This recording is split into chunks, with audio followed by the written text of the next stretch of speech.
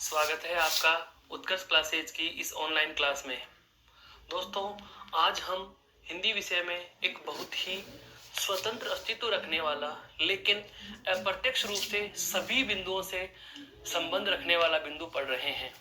आज हम ऐसा बिंदु पढ़ने जा रहे हैं जो कि न केवल एक भाषा भाषी विद्यार्थी बल्कि संपूर्ण हिंदी भाषा या हम कहें कि एक भाषाविद के लिए, चाहे वो विद्यार्थी के रूप में हो, चाहे वो शिक्षक के रूप में लिए हो, चाहे वो प्रशिक्षक के रूप में लिए हो, किसी भी रूप में हो, प्रशिक्षु हो, शिक्षक हो, विद्यार्थी हो, सभी के व्यक्तित्व का परिचायक बिंदु हो जाता है। क्यों? क्योंकि जब हम भाषा को अभिव्यक्ति की दृष्टि से देखते हैं तो हम दो प्रकार की अभिव्यक्तियां करते हैं। कितने प्रकार से अभिव्यक्ति करते हैं? दो प्रकार से। कितने प्रकार से अभिव्यक्ति करते हैं? दो प्रकार से। दो प्रकार की अभिव्यक्तियों में एक होती है आपकी लिखित अभिव्यक्ति और एक होती है दोस्तों मौखिक अभिव्यक्ति।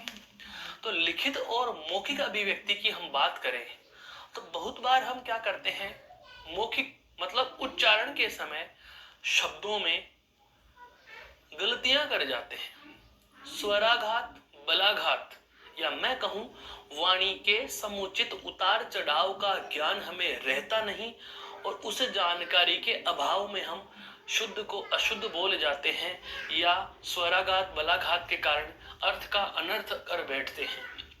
तो ऐसा ही आज एक कुछ बिंदु हम पढ़ने जा रहे हैं और वही बात हम लिखित अभिव्यक्ति की करें तो लिखित अभिव्यक्ति में भी ऐसी त्रुटियां होती हैं जो एक भाषाविद है या नहीं उसकी पहचान करा देती हैं। अगर आप भाषा के शब्दों को लेखन में लेते हैं, क्योंकि भाषा की मूलभूत इकाई की बात की जाए तो वाक्य होती है और वाक्य होता है शब्दों का सार्थक योग।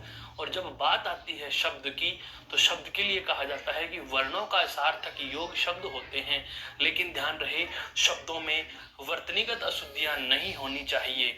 तो आज हम जो बिंदु लेने जा रहे हैं वह है आपका शब्द शुद्धि। क्या लेने जा रहे हैं भाई? शब्द शुद्धि। इसे आप यह कह सकते हो क्या? शुद्ध वर्तनी। क्या कह सकते हो? शुद्ध वर्तनी, अर्थात शब्दों का शुद्धिकरण, वर्तनीगत त्रुटियां। विद्यार्थी जब भाषा लिखता है या शब्द लेखन करता है या कोई भी अपनी बात लिखकर अभिव्यक्त करता है, कोई भी अपना विचार लिखकर अभिव्यक्त करता है या हम कहें भाव या विचारों का आदान प्रदान करे या सरल शब्दों में कहें कि जब वह संप्रेषण की दुनिया में आता है तो संप्रेषण के समय वह शब्दों को लिखकर और बोलकर अभिव्यक्त करता है। बहुत बार हम क्या करते हैं कि शब्दों को अशुद्ध बोल जाते हैं, अशुद्ध लिख जाते हैं। तो उन्हें हम शुद्ध करें। कैसे शुद्ध करें? जब हमें यह पता हो कि कमी क्या है, कमी क्या है। तो शब्द शुद्धि के अंतर्गत हम क्या करेंगे? हम इसमें करेंगे अशुद्ध शब्दों को शुद्ध। क्या करेंगे? अशुद्ध शब्दों को शुद्ध करेंगे। और भाई अशुद्ध शब्दों को शुद्ध तो करेंगे, लेकिन कब करेंगे? जब आपको पता हो। तो पहले हम क्या जानेंगे? अशुद्ध होने के कारण को जानेंगे। अशुद्ध होने के कारण को जानने का प्रयास। अशुद्ध होने के कारण को जानना है कि शब्द अशुद्ध क्यों होता है। कोई एक ही कारण नहीं होता। अरे भाई छोटी मात्रा की जगह बड़ी मात्रा कर दी, बड़ी मात्रा की जगह छोटी मात्रा कर दी, इसी से केवल शब्द में अशुद्धि नहीं होती। और भी अनेकों कारण हैं जिनकी वजह से शब्द अशुद्ध होते हैं। आज हम ऐसे 10-15 कारणों पर प्रकाश डालने वाले हैं जिनकी वजह से शब्द अशुद्ध होते हैं और हम भ्रमवश उन्हें सही समझ बैठते हैं और वैसा ही प्रयोग में ले लेते हैं, जो कि हमारी असभ्यता का परिचायक हो जाते हैं, जिससे हमारी अभिव्यक्ति अशोभनीय हो जाती है। तो हमें सबसे पहले अशुद्ध शब्दों को क्या करना है? शुद्ध करना है। और शुद्ध करने के लिए हमें आवश्यकता किस बात की है? क्या हम अशुद्ध होने के कारण को जानेंगे। और अशुद्ध होने के अनेकों कारण होते हैं, अशुद्ध के अनेकों कारण होते हैं, अशुद्ध के अनेक कारण हैं। अनेक कारणों की बात करें, अलग अलग कारण हैं, अशुद्ध के अनेक कारण हैं। मान लीजिए एक तो होता है प्रचलित रूप। भाषा का एक तो कौन सा रूप होता है दोस्तों? प्रचलित रूप। एक तो प्रचलित रूप होता है और एक होता है मानक रूप। एक कौन सा रूप होता है? मानक रूप। प्रचलित रूप में कहा जाता है, क्योंकि हिंदी भाषा के लिए कहा जाता है कि यह सर्वग्राही भाषा है। क्या है? सर्वग्राही भाषा है।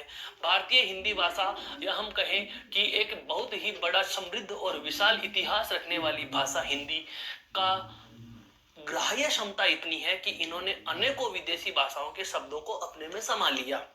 हम पढ़ते हैं विदेशी शब्द, दोस्तों ये हिंदी के नहीं है, ये हिंदी के नहीं है। दोस्तों हम पढ़ते हैं तत्सम शब्द, ये भी हिंदी के नहीं है, ये भी हिंदी के नहीं है। तो हम पढ़ते हैं संकर शब्द, इसमें भी कहीं ना कहीं विदेशी शब्दों का योगदान है। तो अगर हिंदी भाषा में विदेशी तत्सम और संकर शब्दों को अगर अपना लिया गया तो इसका मतलब यह रहा कि हिंदी भाषा में शब्दों के दो रूप प्रचलित हैं। कौन कौन सा? एक तो प्रचलित रूप है और एक मानक रूप है। जब बात शुद्ध वर्तनी की आ जाती है, जब बात शुद्ध वर्तनी की आ जाती है तो प्रचलित रूप और मानक रूप, इसके द्वंद्व से उभरने के लिए हमें ध्यान रखना, शुद्ध वर्तनी के अंतर्गत, शुद्ध वर्तनी के अंतर्गत, शुद्ध वर्तनी के अंतर्गत, बिल्कुल ध्यान से समझना इस बात को, केवल मानक रूप स्वीकार्य होगा। केवल कौन सा रूप स्वीकार्य होता है? मानक रूप स्वीकार होता है।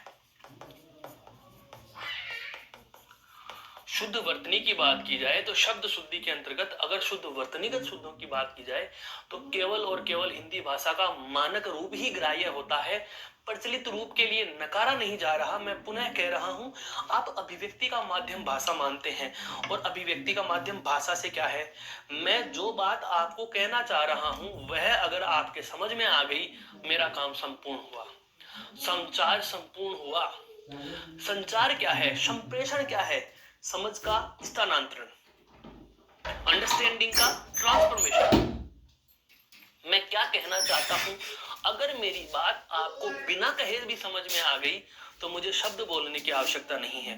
एक बहुत बड़े ग्रंथ में लिखा हुआ था कि जहां एक शब्द बोलने से काम चलता हो वहां दूसरा शब्द भी नहीं बोलने का प्रयास करना चाहिए। और एक जगह यह भी लिखा हुआ हमने पढ़ा है कि मौन रह जाना सबसे तीखी आलोचना होती है, चाहे सामने वाला वक्ता कितना ही बखान क्यों न कर चुका हो। अगर आपने उसको चुपचाप स्वीकार कर लिया और मौन स्वीकृति उसको दे दी तो उसकी सबसे बड़ी आलोचना कर दी, जबकि वास्तव में आपने न तो कुछ बोलकर कहा न कुछ लिखकर कहा, तो मौन रह जाना भी आलोचना होती है। मतलब आपने अपनी समझ का ट्रांसफॉर्मेशन किया, अपनी समझ का स्थानांतरण किया, वही संप्रेषण है, वही संचार है, वही भाषा है। लेकिन अब बात की जाए कि प्रचलित रूप और मानक रूप की, मैंने ये कह दिया हट जा, दूर किसी को करने के लिए हट जा कह दिया। अब व्याकरणिक दृष्टि से ये कहना अशुद्ध है, वास्तव में अशुद्ध है, लेकिन यह प्रचलित रूप है। यह कौन सा है? प्रचलित रूप है। समझो, देखो, प्रचलित रूप और मानक रूप में दादी माँ कहती है कि बेटा मिंदर गया है, मम्मी कहती है बेटा मंदिर गया है, मैं कहता हूं मंदिर गया है, और एक आ गया मंदिर। अब शुद्ध कौन सा होगा? अब शुद्ध कौन सा होगा? ध्यान से समझना, मिंदर, मंदिर, मंदिर और मंदिर, इनमें शुद्ध शब्द कौन सा है? जब बात आए प्रचलित रूप की तो प्रचलित रूप के उच्चारण में तो ये स्वीकार्य होंगे, उच्चारण में तो आप इनको स्वीकार्य कर लोगे कि मैंने तो मंदिर कहा था। अब ऐसे तो बोल ही नहीं रहे ना आप कि मैं आधा न दे छोटी ई की मात्रा और रे में गया, ऐसे तो बोलते नहीं, आप तो बोल दिए मंदिर। अब मंदिर में दे को थोड़ा सा लंबा उच्चारित कर दिया तो दीर्घ ई बोल दिए, जो कि वास्तव में गलत होता है, जो कि वास्तव में गलत होता है। दोस्तों, दादी माँ मी बोल रही है, दे पे लगने वाली रघु ई की मात्रा को मैं पे दीर्घ ई की मात्रा बना दिया। मम्मी जी ने क्या किया? सारी मात्राओं को हटा दिया। लेकिन उनका कहने का मतलब ये था कि मोहन कहाँ गया है? देवता के दर्शन करने गया है। उनकी बात तो यही समाप्त हो गई। ये किस रूप में आए हैं? ये प्रचलित रूप में है। ये किस रूप में है दोस्तों? प्रचलित रूप में। लेकिन जब मानक रूप की बात आए तो मंदिर शब्द यही शुद्ध माना जाएगा। मैं समझ में आ गया होगा आपको मैं कहना क्या चाह रहा हूं कि जब शुद्ध वर्तनी की बात की जाए तो शुद्ध वर्तनी के अंतर्गत केवल मानक रूप ही क्या होता है? स्वीकार होता है। तो आज के हमारे संवाद का उद्देश्य, आज की हमारी वार्तालाप का उद्देश्य, आज की हमारी कक्षा का जो उद्देश्य है वह क्या है? शब्द शुद्धि है, शुद्ध वर्तनी है, कि हम किस किस शब्द को किस किस तरीके से गलत कर बैठते हैं और वह कैसे शुद्ध होता है, उसका शुद्ध रूप होना क्या चाहिए, तो हम कारणों सहित उदाहरणों की आज हम चर्चा करने वाले हैं। तो शुद्ध वर्तनी के अंतर्गत क्या करेंगे, सबसे पहले हम अशुद्ध शब्दों को शुद्ध करते हैं, जिसके लिए आवश्यक और महत्वपूर्ण शर्त है अशुद्ध होने के कारणों को जानेंगे और उनके उदाहरणों के सहित उनको हम दूर करते चलेंगे। देखो कुछ इस प्रकार से, सबसे पहला कारण है शब्द के अशुद्ध होने का सबसे पहला कारण क्या, स्वरागम के कारण। अर्थात हिंदी में शब्द के जो उच्चारण है या लेखन है उसमें हम जबरदस्ती स्वर का आगम कर लेते हैं। आगम का मतलब होता है दोस्तों, आगम का मतलब होता है बुलाना। आगम का मतलब क्या होता है, बुलाना। आगम का मतलब क्या होता है, देखो, आना, मेहमान की तरह है, मेहमान की तरह आना। आगम का मतलब उसकी आवश्यकता नहीं थी। अरे हमारे परिवार में 6 जने रह रहे हैं, मेहमान की जरूरत नहीं है, मेहमान आ गए, अतिथि, इसीलिए तो उनको कहा जाता है कि उनकी कोई तिथि, कोई समय निश्चित नहीं होता, वो आगम है, आगंतुक है। यही बात यहाँ हो गई कि किसी स्वर की हमें आवश्यकता नहीं थी, जबरदस्ती हमने उसका प्रयोग कर लिया, हमारा शब्द अशुद्ध हो गया। जैसे शब्द है अनाधिकार, क्या है, अनाधिकार। अब इस अनाधिकार का अगर शुद्ध रूप देखा जाए तो अनाधिकार का शुद्ध रूप होता है, देखो इसमें अन्न योग अधिकार है, अन उपसर्ग के साथ में अधिकार शब्द का योग हो रहा है, न स्वर रहित है और इधर ए है तो न पे केवल ए की मात्रा लगनी चाहिए थी, हमने गलती से क्या लगा दी दोस्तों, आ की मात्रा लगा दी, पहली गलती। तो यहां पर क्या हो जाएगा, अनधिकार, क्या हो जाएगा, अनधिकार। यह इसका शुद्ध रूप होगा। शायद समझ चुके होंगे मैं कहना क्या चाह रहा हूं। जैसे देखो गति प्लस अवरोध यण संधि में है, गति के साथ यदि अवरोध का योग होगा तो यण संधि क्या कह रही है, ई का बनेगा यह, ई का क्या बनेगा दोस्तों, यह बनेगा, और ई का यह बनेगा, ये पे मात्रा किसकी आनी चाहिए, ए की, लगा क्या दी, आ की। तो शुद्ध रूप क्या हो जाएगा, गत्य अवरोध। क्या हो जाएगा दोस्तों, गत्यावरोध। और लिख क्या दिया हमने, गत्यावरोध। बोलते भी गत्यावरोध ही है? जैसे देखो प्रदर्शिनी, अरे भाई प्रदर्शिनी थोड़ी होता है, दर्शनी होता है, दर्शिनी नहीं होता, दर्शनी होता है, प्रदर्शिनी है। क्या बोल रहे हैं, प्रदर्शिनी, जबकि होना क्या चाहिए वास्तव में, प्रदर्शिनी। होना क्या चाहिए, प्रदर्शनी, प्रदर्शनी है। आगे देखो वापिस, मैं वापिस आया, मैं वापिस। अरे भाई वापिस बोलिए, शुद्ध रहे हैं, जैसा सुनेंगे वैसा बोलेंगे। मैंने वाक्य शुद्धि के संदर्भ में भी आपको बताया था, आज मैं फिर बता रहा हूं। भाषा का विकास 4 कौशलों में होता है। भाषा के 4 कौशल होते हैं, भाषा के 4 क्रम होते हैं, लिसनिंग, स्पीकिंग, बिल्कुल हाँ, रीडिंग और राइटिंग, श्रवणम, वदनम, बिल्कुल, पठनम और लेखनम, सुनना, बोलना, पढ़ना, लिखना। व्यक्ति सबसे पहले सुनकर भाषा सीखता है, फिर सुने हुए को वह बोलकर सीखता है। तो छोटा बच्चा जैसा सुनेगा, छोटे बच्चे को हर बार मम्मी ये कह रही है वहां मत जा, वापिस आ जा, वापिस, तो बच्चे के दिमाग में यही हो गया कि रिटर्न को वापिस बोलते हैं, वापस नहीं बोलते, तो वो वापिस लिखेगा। जबकि शुद्ध शब्द क्या होता है दोस्तों, वापस होता है। क्या होता है, वापस होता है। समझ में आया, यह है पहला कारण, स्वर आगम के कारण। दूसरा देखो स्वर लोप के कारण, या तो स्वर को जबरदस्ती बुला लिया या स्वर को हटाना नहीं चाहिए था, हमने हटा दिया, हमने हटा दिया। देखो जैसे आखिरी, ये आखिरी बार है भाई, आखिरी नहीं होता, आखिरी होता है। क्या होता है दोस्तों, आखिरी, आखिरी, आखिरी। कहने का मतलब आपने किसी स्वर को अनावश्यक रूप से हटाया है, शब्द को अशुद्ध कर दिया है। हमारे कुटुंब में कुटुंब नहीं होता, कुटुंब होता है। क्या होता है, कुटुंब होता है, कुटुंब है, कुटुंब, कुटुंब। क्या होता है दोस्तों, कुटुंब। भारत की गौरव गाथा, गो नहीं होता, गौरव गाथा। क्या बोलते हैं, गौरव गाथा, गौ, गौ, गो नहीं, गौ, गौ, ए और ओ, ए और ओ, ए और ओ, ए और ओ जोड़ेंगे तो औ बनेगा, वृद्धि स्वर है, वृद्धि, औ, गौ, गौरव गाथा। यहां पर आपने एक मात्रा हटा दी, एक मात्रा को भूल गए, एक मात्रा छोड़ दी, यह क्या हो गया, स्वर लोप हो गया। जैसे फिटकरी नहीं होता, बोलते तो हम फिटकरी हैं, और होना क्या चाहिए, फिटकिरी। क्या होना चाहिए, फिटकिरी, फिटकिरी, फिट कीरी। हाँ बिल्कुल, फिट करी कर दिया तो फिट कर देगी आपको ये असफलता में। बिल्कुल, होना क्या चाहिए दोस्तों, फिट कीरी होना चाहिए। क्या होना चाहिए, फिट कीरी, न कि फट करी।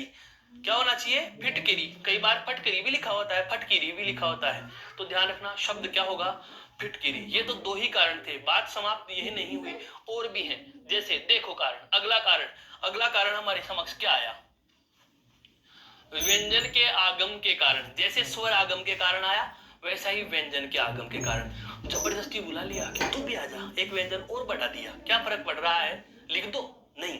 देखो, केंद्रीयकरण, केंद्रीय, सेंट्रलाइजेशन, केंद्रीय करना, सेंट्रलाइजेशन करना, केंद्रीयकरण करना या केंद्रीकरण करना, विकेंद्रीकरण, केंद्रीकरण, हम इसको बोलते हैं केंद्रीयकरण। यहां पर ये जो है यह अनावश्यक लिख दिया गया। शब्द क्या होना चाहिए था, शब्द होना चाहिए था केंद्रीकरण, और लिख दिया क्या, केंद्रीयकरण। क्या लिख दिया दोस्तों, केंद्रीयकरण। और होना क्या चाहिए था, केंद्रीकरण है। होना क्या चाहिए था भाई, केंद्रीकरण। अब जैसे यहां पर देखो, प्रज्वलित, प्र प्लस ज्वलित। मेरे एक दोस्त के दिमाग में रह गया शब्द कौन सा, ये कि उज्ज्वल में उत प्लस ज्वल होता है। उज्ज्वल का संधि विच्छेद हम पढ़ते हैं, उत प्लस ज्वल होता है, ज्वल। तय के बाद में ज आ रहा है या जय या झ आए, तो पहले वाले तय के स्थान पर भी क्या बन जाता है, जय बन जाता है। इधर ऊ और आगे क्या है, ज्वल। सबको जोड़ेंगे तो हम क्या लिखेंगे, ऊ आधा जय, फिर ये वाला आधा जय, और उसके बाद व और ल। इसी के भ्रम से हम क्या समझ बैठते हैं कि यहाँ भी दो बार जय आएगा। अरे भाई, उसको ये नहीं पता कि प्रज्वलित का टुकड़ा क्या होगा, प्र प्लस ज्वलित, प्र प्लस ज्वलित। तो प्र प्लस ज्वलित, इसमें दो बार जय लिखने की जरूरत कहां पड़ गई थी, इसमें दो बार जय लिखने की आवश्यकता कहां आ गई। ध्यान रहे इस बात का, यहां पर भी एक ही जय आएगा। तो शब्द का शुद्ध रूप क्या हो जाएगा दोस्तों, प्र एक ही जय और उसके बाद वलित, प्रज्वलित। क्या लिखेंगे, प्रज्वलित। प्रज्वलित नहीं होता, प्रज्वलित नहीं होता, प्रज्वलित। एक ही बार जय आएगा, एक जय यहाँ आपने अतिरिक्त लिखा है। व्यंजन का आगम कर लिया ना जबरदस्ती है। जैसे पूज्यनीय, पूज्य, पूज्य का मतलब जिनको पूजने योग्य होते हैं। ये तो तब आता है, पूज प्लस यह बराबर पूज्य, पूज प्लस यह बराबर पूज्य, पूज प्लस यह बराबर पूज्य। लेकिन यहाँ पर पूजनीय होता ही नहीं। शब्द शुद्ध क्या होना चाहिए, पूजनीय। शब्द क्या होना चाहिए दोस्तों, पूजनीय होना चाहिए, पूजनीय। मैं ऐसे ही उदाहरण उठा रहा हूं जो परीक्षाओं में बहुत बहुत बहुत बार पूछे गए हैं। एडजेक्टिव शब्द पूछा गया है, बहुत बार पूछा गया है। जैसे गोवर्धन, यह तो ऐसा ही लिखा हुआ बहुत किताबों तक में भी मिल जाता है। जबकि शुद्ध गोवर्धन क्या होता है, गोवर्धन इस प्रकार से लिखा जाएगा दोस्तों, गोवर्धन, गोवर्धन। गोवर्धन में आपका द ध नहीं आएगा, गोवर्धन में केवल गो प्लस वर्धन ही आएगा, गोवर्धन है, गोवर्धन। अब देखो, बहुत अच्छा शब्द है, व्यंजन लोप के कारण। ये शब्द तो मैंने संधि के समय भी चर्चा में लिए थे, हैं, संधि के समय भी लिए थे। जैसे शब्द आ गया उच्छृंखल। उच्छृंखल क्या होता है समझो, देखो, उत योग, उत योग श्रृंखल, यह एक शब्द का संधि विच्छेद है। नियम क्या कह रहा है, नियम सुनना, यदि तय या, बिल्कुल तय या दे के बाद, तय या दे के बाद से का योग हो, तय या दे के बाद तालव्य से। यहां पर देखो श्रृंखल का टुकड़ा करें तो यह है से प्लस री, और उसके बाद में है ख और ल। तय या दे के बाद, तय या दे के बाद तालव्य सकार का योग होता है, तो तय या दे के स्थान पर क्या बन जाता है, च, और इस श के स्थान पर क्या बन जाता है, छ आदेश हो जाता है। क्या आदेश हो जाता है, छ आदेश हो जाता है। इधर क्या रहा, उ, इधर क्या बना दिया, च और से। तो सारा शब्द क्या बन जाएगा, देखो उ का तो उ, उसके बाद च, से का बना लिया छ, री की मात्रा लगाएंगे और उसके बाद में क्या लिखेंगे, खल। तो सबको जोड़कर लिखो दोस्तों, तो सबको जोड़कर क्या लिखोगे, उ, फिर आधा च, फिर छ के नीचे री, और उसके बाद ख और ल, अर्थात उच्छृंखल। क्या आएगा, उच्छृंखल लिखा जाएगा। क्या लिखा जाएगा, ये उच्छृंखल लिखा जाएगा। अब आपका शब्द देखो, यहां से क्या चीज हटा दी, च हटा दिया। क्या हटा दिया, च। तो उ और तय या दे का क्या बनाया था, च, उसके बाद में श्री, और उसके बाद में क्या है, खल। तो शब्द क्या बन गया, उच्छृंखल। शब्द क्या बन गया? उच्छृंखल। आपको च आगम की संधि पढ़ाई जाती है, च आगम की संधि पढ़ाई जाती है। वृक्ष छाया विच्छेद तरु छाया, तरु प्लस छाया बराबर तरु छाया, तरु प्लस छाया बराबर तरु छाया। च का लोप कर दिया, यहां भी देखो है च का क्या कर दिया? लोप कर दिया दोस्तों। च का क्या कर दिया? लोप कर दिया। ये देखो मिष्टान, मिष्टान नहीं होता, मिष्ट मतलब मीठा, अन्न नहीं होता, अन्न होता है, मिष्टान्न होता है। क्या होता है ये? मिष्टान्न होता है, मिष्टान्न। मीठा प्लस अन्न बराबर मिष्टान्न यानी मिठाई, मीठा प्लस अन्न बराबर मिष्ठान्न, मिष्टान्न।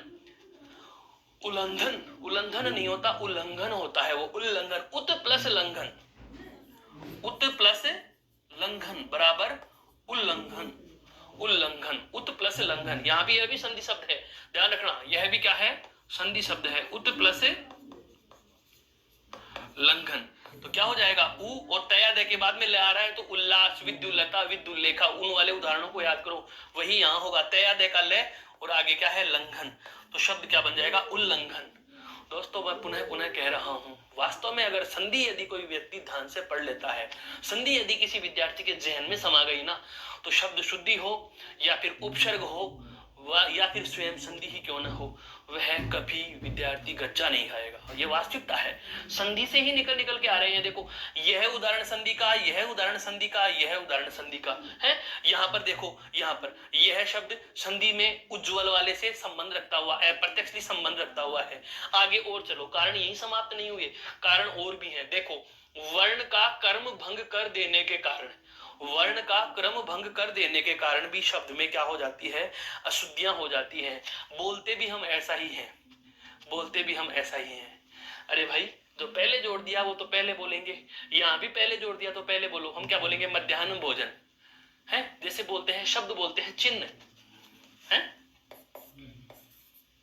शब्द बोलते हैं चिन्ह, प्रसन्न चिन्ह, चिन्ह चिन्ह है, चिन्ह है। शब्दों पे गौर करना, प्रसन्न चिन्ह है, चिन्ह है, चिन्ह है, होता ही नहीं है। प्रसन्न चिन्ह होना चाहिए, ची है न होना चाहिए, चिन्ह होना चाहिए। जैसे हम बोलते हैं कि आज हम किसी शादी समारोह में गए, हमने बहुत लुत्फ उठाया। कहां से उठाया भाई? तू बोल तो सही। लुप्त नहीं होता, लुप्त है तय नहीं होता, लू तय फे होता है, लुत्फ होता है, लुप्त नहीं होता। सुन लीजिए, लुप्त गलत है, लुत्फ होता है सही। लू तय लू तय फे, लू फे तय नहीं होता। अभी हम बात कर रहे हैं उदाहरण की, जैसे मध्याह्न है, ये मध्याह्न नहीं होता, ये होता है मध्याह्न। क्या होता है? मध्याह्न। इसको सही रूप में अगर हम लिखें तो यह लिखा जाएगा कुछ इस प्रकार से, ये है के अंदर न आएगा, मध्याह्न, मध्याह्न। अर्थात इसका उच्चारण न का उच्चारण है के पश्चात होगा। जैसे पे के नीचे रे जोड़ेंगे तो प्रे बोलेंगे, पे रे प्रे, ऐसे ही है न, मध्याह्न। क्या बोलेंगे? मध्याह्न। ठीक ऐसे ही जैसे आह्लाद नहीं होता, आह्लाद होता है। क्या होता है दोस्तों? आह्लाद होता है, आह्लाद, आह्लाद। क्या होता है? आह्लाद होता है। क्या होता है?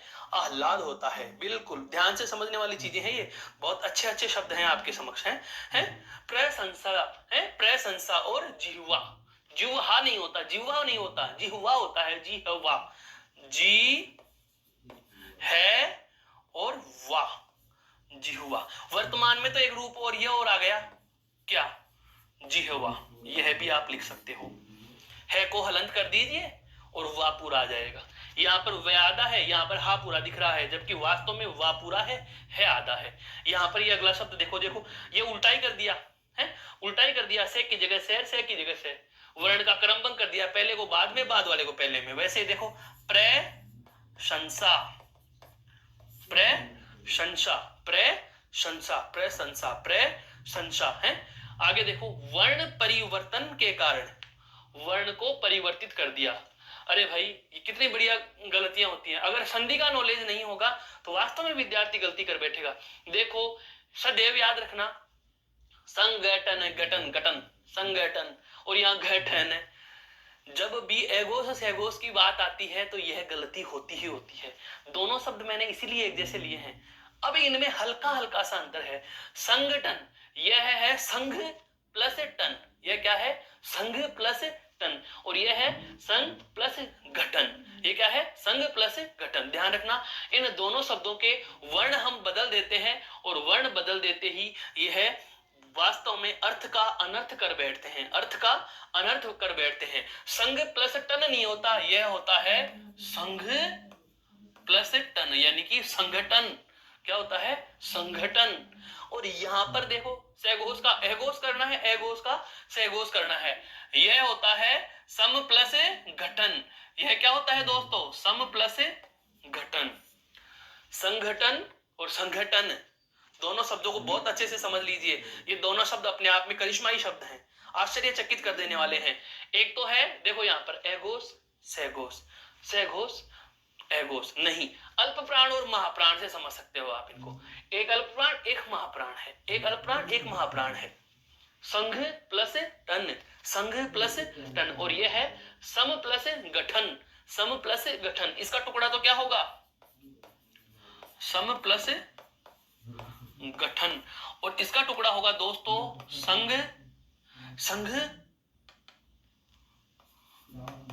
योग टन। यह नीचे संधि पद है, ऊपर जो है वह संयोग का है। ऊपर क्या है?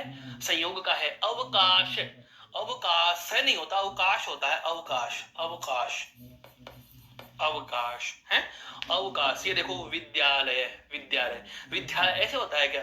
विद्यालय तो हम कैसे लिखते हैं? देखो प्रचलित रूप में तो ये वाला है, प्रचलित रूप में तो हम क्या लिखते हैं? विद्यालय, ये लिखते हैं। अगर हम चाहें तो वर्तमान में यह रूप आ गया, देखो विद्यालय, विद्यालय, बिल्कुल अपडेट जानकारी, विद्यालय है। 2019 की सबसे ताजा जानकारी यही है। विद्यालय वर्णों का प्रचलित और परिवर्तित रूप और मानक रूप, विद्यालय ऐसा लिखा जाने लग गया, विद्यालय। यह भी सही है, इसको अशुद्ध नहीं कहेंगे, यह भी सही है। यह बिल्कुल गलत है, यह बिल्कुल गलत है। तो दोस्तों ये दो कारण हमने जाने, कौन सा? वर्ण कर्म भंग के कारण और वर्ण परिवर्तन के कारण। और आगे बढ़ते हैं, आगे देखो कौन सा कारण आता है। ये लो जी, पंचम वर्ण या अनुस्वार एवं चंद्र बिंदु के कारण। वर्ग का अंतिम अक्षर जो नासिक्य होता है उसकी बात कर रहा हूं, अनुस्वार कह सकते हो उसकी बात कर रहा हूं, या चंद्र बिंदु के कारण। ये देखो क्या क्या होता है। वांग्मय, संधि का उदाहरण है वांग्मय, बहुत अच्छे से पढ़ा होगा। वांग्मय में हम क्या पढ़ते हैं? देखो वाक प्लस मय, याद करिए संधि, व्यंजन संधि का दूसरा नियम। व्यंजन संधि का दूसरा नियम यह है कि यदि वर्ग के प्रथम वर्ण के बाद किसी भी पांचवें अर्थात पंचमाक्षर का योग हो, है पंचमाक्षर का योग हो, तो पहला वर्ण भी अपने ही वर्ग के पांचवें में बदल जाता है।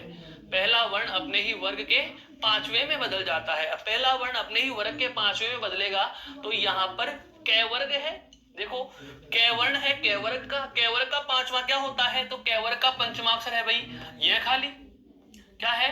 यह खाली। यह स्वर रहित तो यह भी स्वर रहित आ जाएगी। आगे क्या है? मय, तो शब्द क्या बन जाएगा? वांग मय। क्या हो जाएगा?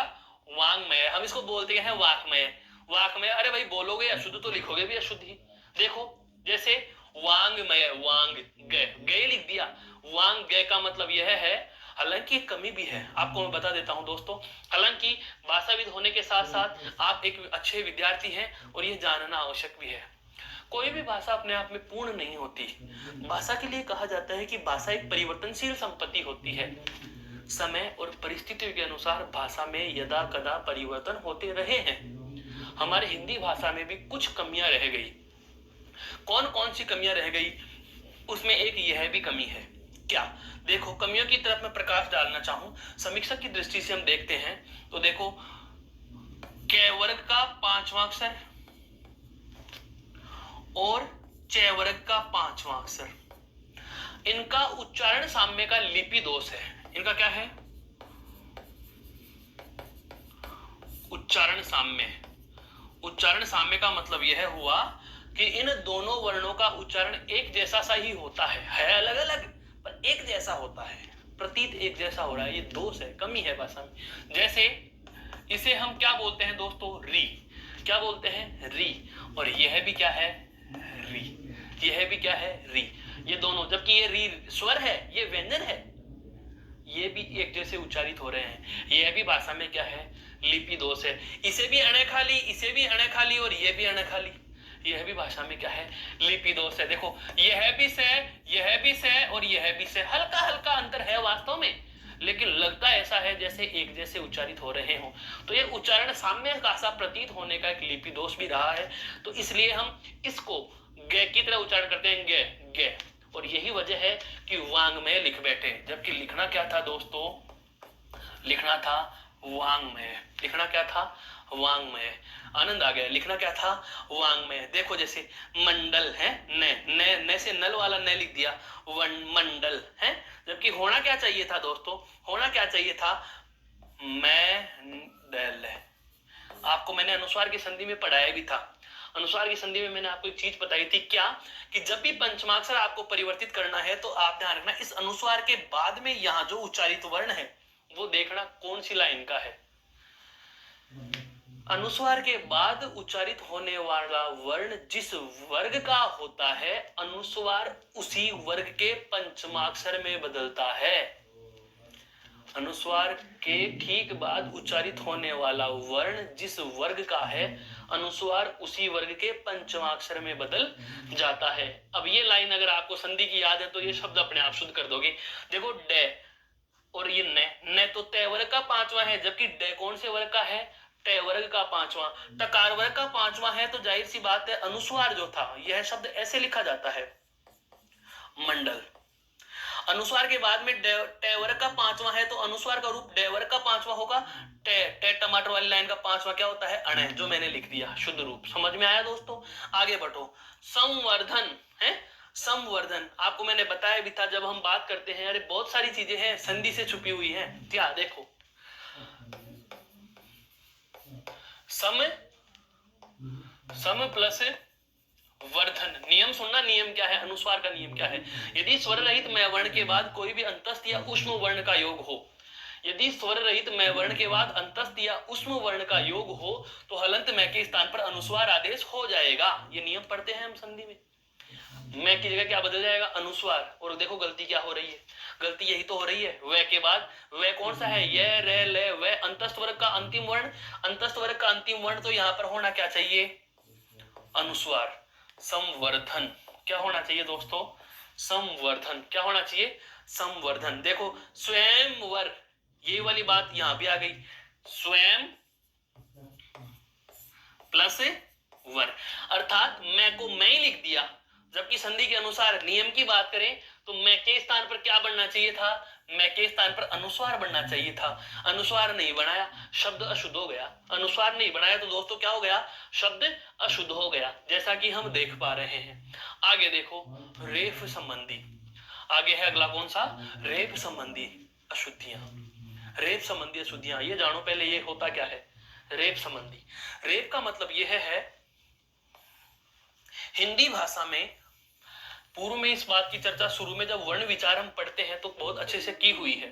क्या, हिंदी में इस रेवर्ण के जो रूप हैं, रेवर्ण के जो रूप हैं, इन रेवर्ण के रूपों में, रेवर्ण के रूपों में कुछ रूप हमें पता होने चाहिए। देखो पहला रे, अगर यह ऐसे लिखा हुआ है तो यह स्वर सहित है, अर्थात यह रे पूरा है, यह रे क्या है, पूरा। रे क्या है, ये पूरा। दूसरा रे आता है खड़ी पाई के किसी वर्ण के साथ, खड़ी पाई का कोई भी वर्ण हो, खड़ी पाई का मतलब ये तो सिरो रेखा हो गई, और ये होती है खड़ी पाई। बहुत अच्छी चीज बता रहा हूं, यह खड़ी पाई होती है किसी भी वर्ण में जिसमें खड़ी पाई हो और स्वयं आधा हो। खड़ी पाई का वर्ण यदि स्वयं आधा हो और उसके साथ आपको पूरा रे जोड़ना है, उसके साथ आपको पूरा रे जोड़ना है, तो इस वाली स्थिति में जो रे की दूसरी स्थिति उत्पन्न होगी वह होगी रे ऐसे तिरछी लाइन के रूप में जुड़ता है। समझ में आया कुछ, खड़ी पाई के किसी भी वर्ण के साथ, ये जो खड़ी पाई का वर्ण है स्वयं आधा है, हलंत लगा दिया मैंने, मतलब ये आधा है। सपोज करिए उदाहरण के लिए, जैसे पे आधा था और इसके साथ मुझे पूरा रे जोड़ना है, तो इस स्थिति में मैं पे को लिख करके और इसके नीचे तिरछी लाइन जोड़ दूंगा। ये लो, ये हो गया पे आधा और रे पूरा, ये रे की स्थिति दूसरी आ गई। तीसरी स्थिति आती है रे की गोलवर्ण। गोलवर्ण अर्थात जो नीचे से गोल घूमते हैं, जैसे कै वर्ग का पांचवा ये खाली, जैसे च वर्ग का दूसरा छ छत्रक वाला छ, जैसे ट वर्ग है टे ठे डे और ढे, जैसे ट वर्ग का तीसरा दे दवात है, जैसे आपके आता है दोस्तों रे स्वयं, जैसे हल वाला है। तो ये जो वर्ण है, ये जो वर्ण है इनको गोल वर्ण कहा जाता है। इनके साथ यदि हमें रे जोड़ना हो, जबकि ये गोल वर्ण स्वयं क्या हो आते हैं, ये गोल वर्ण के साथ हमें रे जोड़ना हो तो इस स्थिति को कहते हैं स्थिति नंबर 3। जैसे कोई भी गोल वर्ण होगा, उस गोल वर्ण को आगा करने के लिए तो हम उसके नीचे क्या लगाते हैं हलंत, और रे कैसे लिखेंगे तिरछी लाइन के रूप में, रे कैसे लिखेंगे तिरछी लाइन के रूप में। जैसे डे डमरू वाला डे आता है और उसके साथ में हमें रे पूरा जोड़ना है, तो शब्द कैसे लिखेंगे या वर्ण कैसे लिखेंगे, डे के नीचे हलंत और ये रे अर्थात ड्रे, क्या बन जाएगा ड्रे। ये 3 रूप हो गए रे के। चौथा रूप, इन सब में देखो यहाँ भी रे पूरा है, यहाँ भी रे पूरा है, यहाँ भी रे पूरा है, रे स्वयं आधा कैसे लिखा जाता है वो जानिए। चौथी स्थिति आती है स्वर रहित रे की।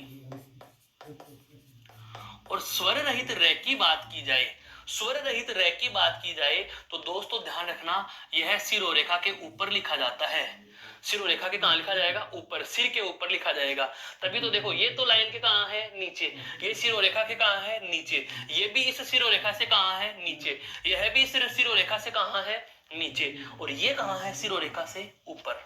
एक लाइन कही जाती है हिंदी में, बहुत अच्छे से सुनी होगी आपने, नहीं सुनी तो सुन लिए। पांव पड़ा पूरा सिर चढ़ा अधूरा, पांव में पड़ा है अर्थात ये लाइन से नीचे है, ये पूरा है, और सिर पे बैठा है इसका मतलब अधूरा है। ये रे आधा है, सिर पर बैठ गया आधा है, समझ में आया। तो ये जो रे ऊपर की स्थिति में आती है इसे कहा जाता है रेफ वर्ण। इसे क्या कहा जाता है रेप वर्ण। अब समझ में आ गया, आ जाओ अपने बिंदु पर। हमारा बिंदु क्या कह रहा था, रेप वर्ण के या रेप वाले रे से संबंधित गलतियां, कि जो ऊपर हम रे लगा देते हैं इस रे की गलतियां क्या क्या होती हैं। देखो ये अरसीवाद, अरसीवाद, अरसीवाद कोई शब्द ही नहीं है, संधि में पढ़ते हैं आसी है प्लस वाद बराबर आशीर्वाद। बिल्कुल विसर्ग संधि यदि आपने पढ़ी है, मैंने ये उदाहरण लिखवाया था उस समय ये बात कही भी थी कि शब्द शुद्धि में ये पूछा जाएगा, पूछा गया, देख लो बहुत बार परीक्षाओं में पूछा गया है। दसरनीय द से रे नीय, ये रेप वर्ण का रे जिसके ऊपर लगा होता है, ये रेप का रे जिसके ऊपर लगा होता है उससे पहले उच्चारित होता है। यहाँ पर देखो कैसे बोलेंगे ए रे सी वाद, असीवाद, और यहाँ कैसे बोलेंगे आ सी रे वाद।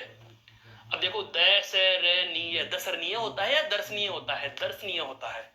शब्द क्या होता है दर्शनीय, शब्द क्या होता है दोस्तों दर्शनीय होता है। क्या होता है दर्शनीय।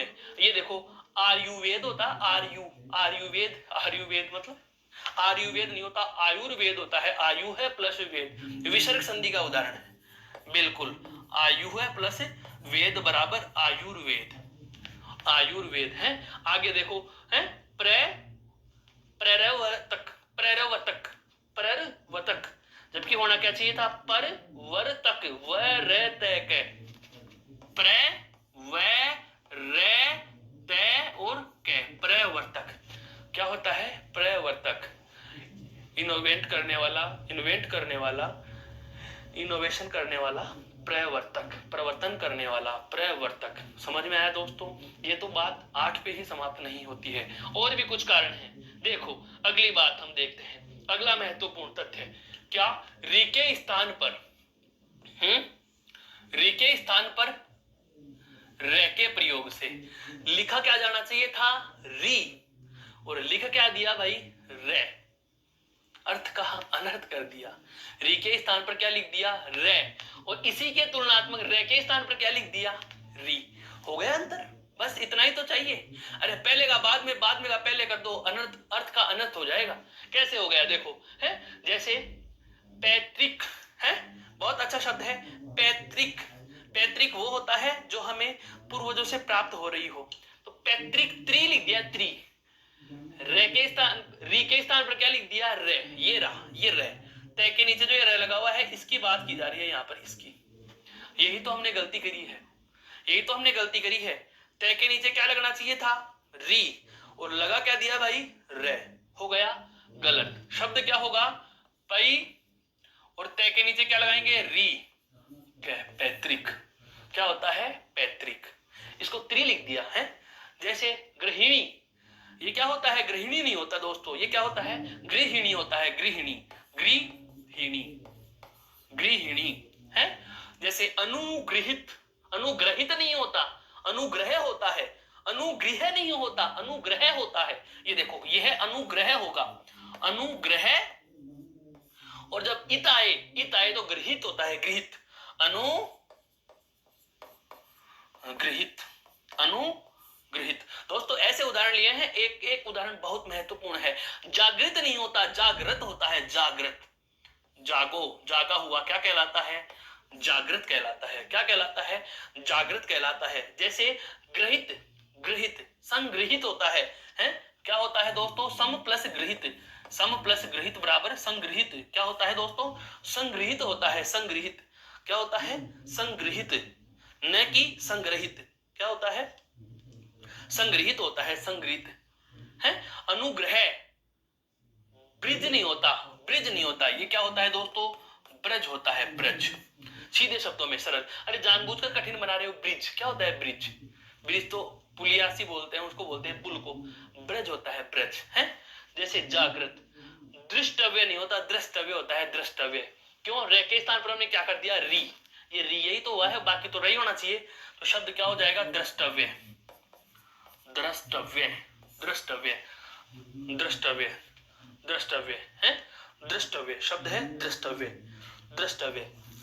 बहुत अच्छे से है, बिल्कुल। ये कुछ नियम थे जो रे और री के अंतर के हैं। कितने अच्छे अच्छे नियम समझ में आए हैं। संग्रहण, संग्रहण होना चाहिए, ग्रहण लिख देते हैं, ग्रहण। अनुग्रह होता है, अनुग्रह लिख दिया, अनुग्रह लिख दिया। जबकि अनुग्रहित होता है, अनुग्रहित लिख दिया, अनुग्रहित लिख दिया। संग्रहित होता है, संग्रहित लिख दिया।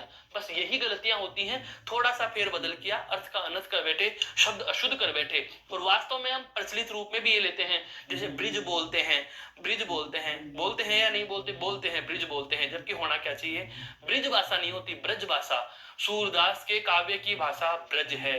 भगवान श्री कृष्ण सगुण भक्ति के, हम बात करें सगुण भक्ति के काव्य धारा के प्रमुख कवि सूरदास, जिनके आश्रयदाता किसको माना गया, भगवान श्री कृष्ण को। और श्री कृष्ण पर लिखी गई रचनाएं, अधिकांश रचनाओं की भाषा ब्रज है, ब्रिज नहीं है, ब्रज है, ब्रज। यहां तक समझ में आया दोस्तों। अब चलते हैं हम अगले कारण पर। देखो अगला कारण, संयुक्त अक्षर से संबंधित। ये बहुत अच्छा शब्द है, ये आया हुआ है परीक्षाओं में, बिल्कुल ये आया हुआ है बिल्कुल। हम बोलते भी ऐसे ही है, कबड्डी, कबड्डी होता है, क्या होता है, कबड्डी, कबड्डी, कबड्डी, कबड्डी नहीं होता, कब्बे, कब्बे, बे, बे, बे। बे को हम आवर्ती में क्यों ले रहे हैं, बे को आवर्ती में लेकर के तो कबाड़ा कर दिया कबड्डी का। होना क्या चाहिए था, कबड्डी होना चाहिए था। क्या होना चाहिए था, कै बे एक ही बात, जबकि डे वर्ण की आवर्ती है दोस्तों, कबड्डी होना चाहिए था, कबड्डी। शुद्ध क्या होना चाहिए था, कबड्डी है। जैसे गड्ढा नहीं होता, गड्ढा नहीं होता, गद्दा। क्या होता है, गद्दा, दे दे दोनों, गद्दा। क्या होना चाहिए, गद्दा। द्वितीय, यह है देखो, द्वितीय। अरे यहां नीचे हलंत लगा रहा है भाई, तो इसके ऊपर मात्रा क्यों जोड़ दी। कैसा लिखा जाना चाहिए द्वितीय, एक तरीका, और दूसरा तरीका अगर अलग अलग लिखो तो आप ऐसे लिख सकते हो, कैसे, दे वी और दिए, दे वी और दिए। अर्थात ये ई की मात्रा है, वो किस पे लगनी चाहिए, वे पे लगनी चाहिए। कहां लगनी चाहिए, वे पे लगनी चाहिए। कहां लगनी चाहिए, वे पर लगनी चाहिए। लेकिन हम जो आज भी हम इसका प्रचलित रूप लेते हैं, वह कौन सा पढ़ते हैं, द्वितीय। क्या पढ़ते हैं दोस्तों, द्वितीय, दूसरा है, दूसरा। ये देखो कितना अच्छा शब्द था, है। संयुक्त अक्षर में गड़बड़ क्या कर दी, ज्योत्सना, ज्योत्स, ज्योत्सना, ज्योत्सना से हमेशा है यहाँ पर। ज्योत्सना में से क्या होता है दोस्तों, आपका स्वर रहित होता है, ज्योत्सना, ज्योत्सना। ऐसा नाम तो लड़कियों का होता भी है, लिखे जाने में कठिन नामों में आता है ज्योत्सना, हर किसी से सही नहीं लिखा जाता, ज्योत्सना है। ये देखो आगे, संधि संबंधी अशुद्धियां, संधि से संबंधित अशुद्धियां। मैं तो संधि के नाम ही बार बार ले रहा हूं, है। अत्योक्ति, ए और उ मिलकर के तो ओ होता है, ए और उ मिलकर के तो ओ होता है। तो क्या अत प्लस उक्ति होना चाहिए, अगर इस शब्द की बात करें, इस शब्द की, तो इस शब्द का विच्छेद तो नियम तो ये कह रहा है कि ये ऐसे होना चाहिए, अत प्लस उक्ति। जबकि होता क्या है वास्तव में, अति प्लस उक्ति, और अति प्लस उक्ति यह है तो क्या है गलत, और यह है क्या है भाई सही। अब ई जुड़ा हुआ है तो जाहिर सी बात है यह बनेगा, यह बनेगा, और यह बन गया तो संधि कौन सी हो गई, यण संधि, और संधि यण संधि हो रही है तो शब्द क्या बनेगा, यह पे मात्रा किसकी आएगी, ऊ की, तो शब्द क्या बनेगा, अत्युक्ति। क्या बनेगा, अति प्लस उक्ति बराबर अत्युक्ति। क्या बनेगा, अत्युक्ति। ये है अत्यय, अत्यय है प्लस उक्ति, ये अत्यय प्लस उक्ति। इस शब्द के अनुसार यह विच्छेद है जो गलत है, शब्द होता है अति प्लस उक्ति बराबर अत्युक्ति, अत्युक्ति। यह संधियों में लिखवाया हुआ है आपको, है। उज्ज्वल, ये देखो अभी अभी हमने इसकी बात करी थी, जब प्रज्वलित आपको बताया, उत प्लस ज्वल में जय आधा आता है, तो शब्द शुद्ध क्या होगा, उज्ज्वल। उज्ज्वल क्या होगा, उज्ज्वल। यह शब्द भी बताया हुआ है, तय और दय के साथ जय या झय के योग में, वृद्धंकार यावत जीवन, याद आ रहा है सब दोस्तों, संपूर्ण जीवन, यावत जीवन, यावत, यावत प्लस जीवन, यावत जीवन, यावत प्लस जीवन का मतलब क्या होता है, ता उम्र या पूरी जिंदगी, जीवन भर जिसको हम बोलते हैं यावत प्लस जीवन, यावत जीवन होता है। क्या होता है, यावत जीवन। निरा प्लस अवलंब, निर प्लस अवलंब होता है, निर उपसर्ग है, निर क्या है दोस्तों, उपसर्ग है, निर उपसर्ग है, निर प्लस अवलंब, बिना सहारे के, निर प्लस अवलंब। अब रे स्वर रहित है, आगे ए है तो रे और ए मिलकर के रे ही बनना चाहिए, रा क्यों बना, रा क्यों बना, यही गलती है। शब्द क्या होना चाहिए, निर्वलंब, निरावलंब नहीं होता, निर्वलंब होता है। निर प्लस अवलंब बराबर निर्वलंब, अर्थात बिना सहारे के। गौर से देख लीजिए स्लाइड को, बहुत महत्वपूर्ण स्लाइड है ये आपके लिए। यावत जीवन और निर्वलंब दोनों के दोनों शब्द बहुत अच्छे महत्वपूर्ण हैं। हाँ बिल्कुल, इसमें आप कई बार जैसे एक सदुपदेश भी लिखते हैं, सदुपदेश होता है, सदुपदेश होता है, सदुपदेश होता है या सदुपदेश होता है। सत्य प्लस उपदेश बराबर, सत्य प्लस उपदेश बराबर क्या होगा, तय का तो क्या बन जाएगा, दय, ऊ स्वर होने की वजह से मैं लिख के बता रहा हूं, शब्द ऐसे लिखा हुआ मिलता है हमें सदुपदेश, जबकि होना क्या चाहिए, सत्य प्लस उपदेश बराबर क्या होना चाहिए, सदुपदेश, सदुपदेश। यह भी संधि का यह उदाहरण, सत्य योग उपदेश, सत्य योग उपदेश, सही उपदेश, सत्य योग उपदेश, सत्य योग उपदेश। यहां तक समझ में आया दोस्तों। अगले कारण पर चले, एक बार इसको गौर से देख लीजिए, फिर चलते हैं हम अगले कारण पर। अगला कारण देखो, प्रत्यय संबंधी, बहुत ही महत्वपूर्ण कारण है। यह तो मैंने आपको प्रत्यय के प्रकार में जब विशेष प्रत्यय हम पढ़ रहे थे उस समय भी बताया था, इस बात पर बहुत अच्छे से गौर किया है मैंने। 8 प्रत्यय, ए, ई, दीर्घ ई, ये, इक, अयन और आयन, ये 8 प्रत्यय ऐसे हैं जो किसी भी शब्द के साथ जुड़ते हैं तो मूल शब्द के प्रथम वर्ण में जुड़े स्वर का परिवर्तन कर देंगे। देखो सभी में वही हो रहा है, व्यवहार प्लस इक, ये इसमें शब्द क्या है, व्यवहार योग इक है, व्यवहार योग इक, व्यवहार योग इक। एक बार ध्यान देना, यहां से बहुत महत्वपूर्ण चीज बता रहा हूं, ए, ई, दीर्घ ई, ये, इक, आयन और आयन, ये 8 प्रत्यय, ये 8 ऐसे प्रत्यय हैं जिनको विशेष प्रत्यय का दर्जा दिया गया है। किसका दर्जा दिया गया दोस्तों, विशेष प्रत्यय कहा गया है। विशेष प्रत्यय इनको इसलिए कहा जाता है क्योंकि ये जिस शब्द के साथ भी जुड़ते हैं उस शब्द के प्रथम वर्ण में, जैसे ये मान लीजिए इनमें से 8, ये 8 में से कोई सा भी प्रत्यय इस शब्द के आगे जोड़ेंगे तो इस शब्द का जो पहला वर्ण है, इस वर्ण का जो स्वर है उस स्वर को बदल देंगे। क्या कर देंगे, ये स्वर को बदलते हैं। अब स्वर को कैसे बदलते हैं वो भी जान लो, एक की जगह आ कर देंगे, एक की जगह क्या कर देंगे, आ। छोटी ई या बड़ी ई या ए गुण स्वर हो तो ये सारे के सारे किसे बदल जाएंगे, वृद्धि स्वर आई में बदल जाएंगे। यदि छोटा ऊ, बड़ा ऊ और ओ हो गुण स्वर तो ये वृद्धि स्वर औ में बदल जाते हैं। और यदि री हो तो री के स्थान पर आर बन जाता है। क्या बन जाता है? आर बन जाता है। शब्द पे आओ। शब्द हमारा क्या है? व्यवहार में इक जोड़ा हुआ है। व्यवहार में क्या जोड़ा हुआ है? इक। जोड़ के देखो, व्यवहार में इक जोड़ेंगे। इक इनमें से एक है, ये देखो ये रहा, इक प्रत्यय एक है। व्यवहार में आज इक जोड़ा तो ये में क्या जुड़ा हुआ है? ए। पता है ए की जगह क्या करेगा? आ। तो शब्द क्या बन जाएगा? व्या। क्लियर? आगे क्या लिखा हुआ है? वे, हा, रे में छोटी की मात्रा री और के। शब्द क्या बनना चाहिए? व्यावहारिक। और यहां पर देखो दोस्तों क्या लिखा हुआ है? व्यवहारिक। तो शब्द क्या होना चाहिए? व्यावहारिक। समझ में आया है? बहुत अच्छे से देखो, पुराण प्लस इक है, इसका क्या है? टुकड़ा। पुराण योग इक। पुराण योग इक। देखो ऊ की जगह क्या बनेगा? औ। ऊ की जगह क्या बनेगा? औ। तो यहां पर भी ऊ की जगह क्या बनाओ? पौ। आगे क्या लिखा हुआ है? राणिक, पौराणिक। ऐसे ही देखो ई की जगह क्या बनता है दोस्तों? ई की जगह क्या बनता है? आई। ई की जगह क्या बनता है? आई। लिखो ई की जगह आई तो क्या हो जाएगा? आई, ती, हा, सी और कै। क्योंकि इसमें शब्द क्या जुड़ा हुआ है? इतिहास, मूल शब्द, और इक इसमें क्या जुड़ा हुआ है? प्रत्यय। भूगोल प्लस इक है। भूगोल, भूगोल में प्रत्यय कौन सा जुड़ा हुआ है? इक। तो शब्द क्या बनेगा दोस्तों? भौगोलिक। क्या बनेगा शब्द? भौगोलिक बनेगा।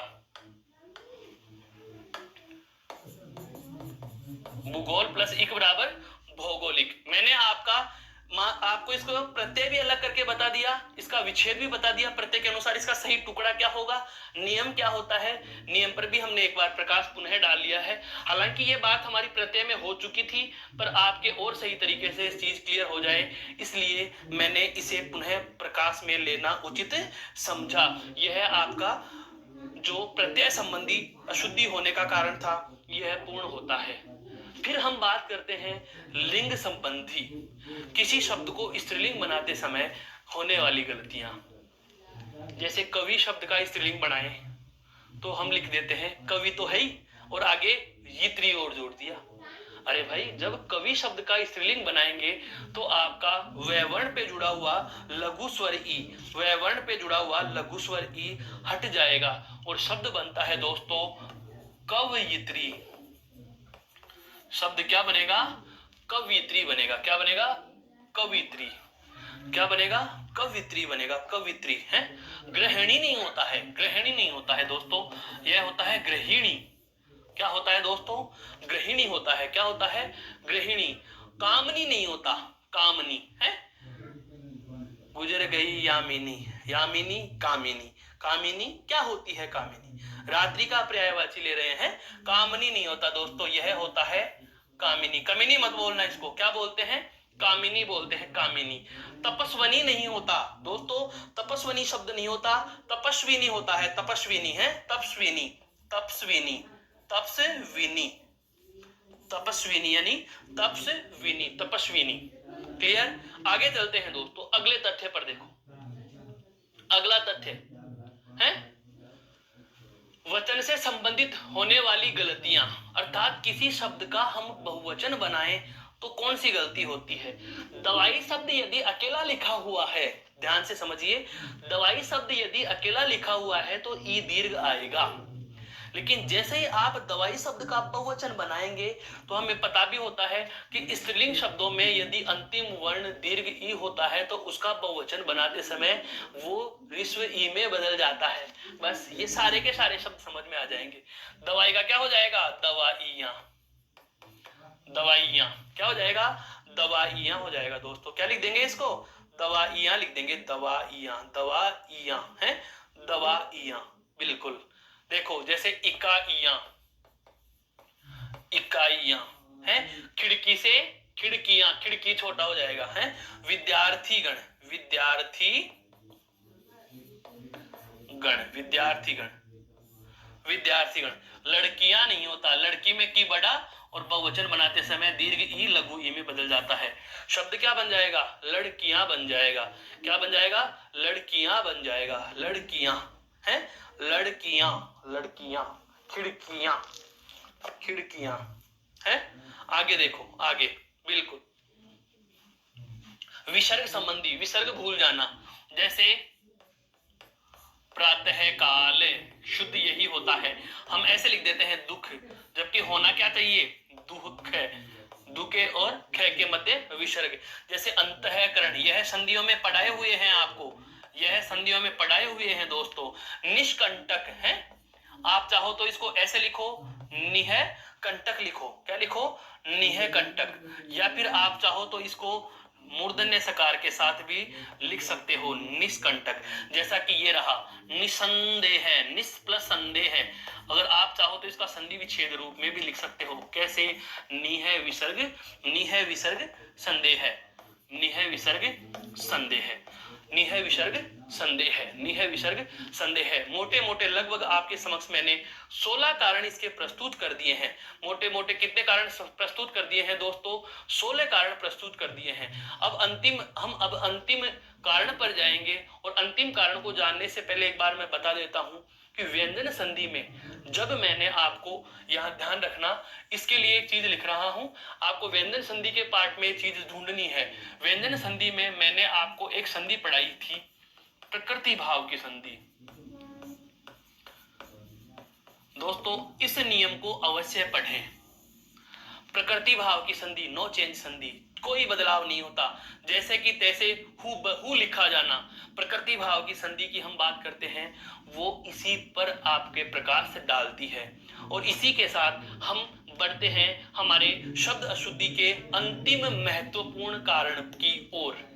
अंतिम महत्वपूर्ण कारण है जो सबसे ज्यादा अब तक हमारे, देखो जब हम बात करते हैं शब्द अशुद्धि की, शब्द अशुद्ध क्यों होता है? तो अशुद्ध शब्दों को हम शुद्ध करते हैं, तो सबसे पहले हमें यह पता होना चाहिए कि अशुद्ध होने का कारण क्या है। उस कारण को हम जाने अब से पहले, या इस 1 घंटे, लगभग 1 घंटे की अवधि से पहले मेरे कुछ विद्वान विदुषी भाई बहनों के मस्तिष्क में एक ही बात यह थी कि हम मात्रा को छोटी बड़ी कर देते हैं, इसलिए शब्द गलत हो जाते हैं। अरे भाई, अब तक मैंने 16 कारण आपके समक्ष प्रस्तुत कर दिए, 16 कारण है, 16 कारण आपके समक्ष प्रस्तुत कर दिए मैंने। इन 16 कारणों में आप स्वयं देख पा रहे हैं, देख लीजिए, यहां पर मात्रा का कोई मतलब नहीं, यहां भी मात्रा का कोई मतलब नहीं रहा। व्यंजन आगम व्यंजन लोप, स्वर आगम स्वर लोप, वर्ण का क्रम भंग, वर्ण का परिवर्तन, पंचमाक्षर अनुस्वार और रेप का रे वर्ण, और उसके बाद हमने जाना री के स्थान पर रे और रे के स्थान पर री कर देना। संयुक्त अक्षर के संबंध में, संधि के संबंध में, प्रत्यय के संबंध में, लिंग के संबंध में। अब आता है वह कारण वचन के संबंध में और विसर्ग के संबंध में पढ़ लेने के बाद एकमात्र कारण जिसका हमें पता था वो तो लास्ट में पढ़ रहे हैं हम। क्या? कि शब्द अशुद्ध क्यों होता है भाई? मात्रा की वजह से। लो भाई, मात्रा की वजह से होने वाले शब्दों पर भी हम प्रकाश डाल लेते हैं, मात्रा की वजह से। देखो वाल्मीकि, वाल्मीकि शब्द बनता है दोस्तों, प्रत्यय से संबंधित उदाहरण है। प्रत्यय में बताया भी था मैंने आपको, प्रत्यय के प्रकार में एक शब्द आता है वल्मीक। वल्मीक में प्रत्यय जुड़ता है ई। वल्मीक में प्रत्यय जुड़ता है कौन सा दोस्तों? ई। तो वल्मीक में जब ई प्रत्यय जुड़ता है तो शब्द बनता है वाल्मीकि। लघु ई है, यहां दीर्घ कर दिया तो वाल्मीकि। वल्मीक प्लस ई, मिट्टी के ढेर बना देना, बिल, मिट्टी के बिल। वाल्मीकि के लिए कहा जाता है कि उनके शरीर में, वल्मीक होता है चींटियों का बिल एक प्रकार से, और उसके साथ उसके बिल के ढेर की मिट्टी, तो मिट्टी का ढेर, तो बिल की मिट्टी का ढेर वल्मीक। वाल्मीकि को लिए ऐसा ही तो कहा जाता है कि जब वो पहले चोर थे या डाकू थे, जब उनको साधु मिल जाते हैं और उनका हृदय परिवर्तन हो जाता है, वो एक स्थान पे जड़वत होकर के बैठ करके भगवान श्री राम की या अपने इष्ट की भक्ति करने लग गए, और उनके शरीर में चींटियों ने बिल बना लिया था। और उसी के बाद वो भगवान की प्राप्ति हो जाती है। भगवान उनको दर्शन देते हैं, कहते हैं कि तुम मेरे जीवन गाथा को लेखन या लिपिबद्ध कर दीजिए, इसलिए वो वाल्मीकि बन गए और उन्होंने रामायण लिखी। ऐसा जो भी कुछ हम किंवदंतियां, कहानियां सुनते हैं, लेकिन वल्मीक प्लस ई ये प्रत्यय का उदाहरण है दोस्तों। कोई वाल्मीकि जी का नहीं, यह वाल्मीकि प्लस ई, ये विशेष प्रत्यय में है। अभी अभी मैंने आपके समक्ष प्रस्तुत किया था, ये रहा, ये ऋस्व ई, यही तो यह वाल्मीकि में जुड़ने से वे की जगह बन गया वा, और लघु ई का लघु ई। वित्त प्लस एसना, ए और ए, ध्यान दीजिए, वित्त प्लस एषणा, एषणा यानी क्या होता है दोस्तों, इच्छा, वित्त यानी धन, ए और ए मिलकर के आई होता है, वृद्धि संधि का उदाहरण है। तो शब्द क्या बनेगा, वित्तेषणा। शब्द क्या बनेगा दोस्तों, वित्तेषणा बनेगा। क्या बनेगा, वित्तेषणा बनेगा। एक शब्द आ गया आपका न्योछावर है, एक त्योहार भी आता है, ये रहा लिखा आगे। न्योछावर में न्योछावर नहीं होता, न्योछावर होता है, न्योछावर।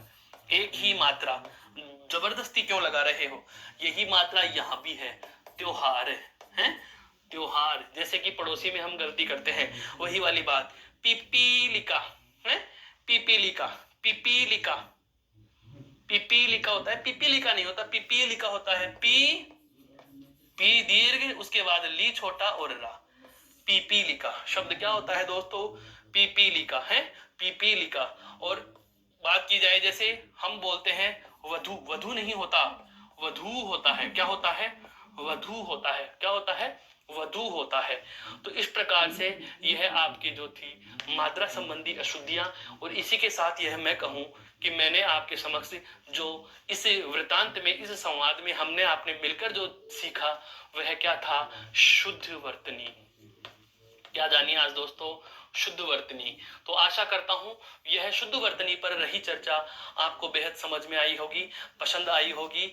इसके बाद हम, आपके जहन में और भी ऐसे ही कुछ शब्द हो तो आप कमेंट बॉक्स में डालकर मुझे पूछ सकते हैं। इसके बाद हम फिर से मिलेंगे किसी नए बिंदु के साथ।